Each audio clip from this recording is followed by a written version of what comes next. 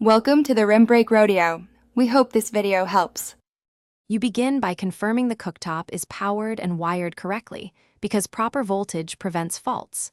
Place flat, ferrous cookware centered on the cooking zone. This ensures efficient magnetic coupling and even heating. Once done, turn on the unit and pick a low to medium power setting to start. This stabilizes temperature control and avoids thermal shock.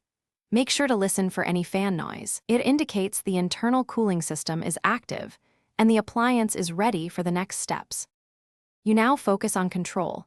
Use power levels to bring liquids to boil quickly and switch to a temperature setting for gentle simmering, because induction responds instantly.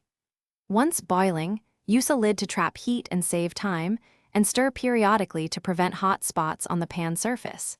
Make sure to use short bursts of high power for searing, then immediately reduce to maintain doneness. Also use a probe thermometer or the cooktop timer to hit precise internal temperatures reliably. You finish by lowering power a few minutes before serving so residual heat evens out the food. This prevents overcooking. Once the surface cools, wipe spills immediately with a damp, soft cloth to avoid staining and to keep sensors accurate.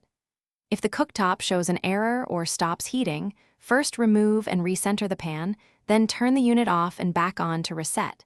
If the code persists, consult the manual, because persistent errors often indicate sensor or coil faults that need professional attention.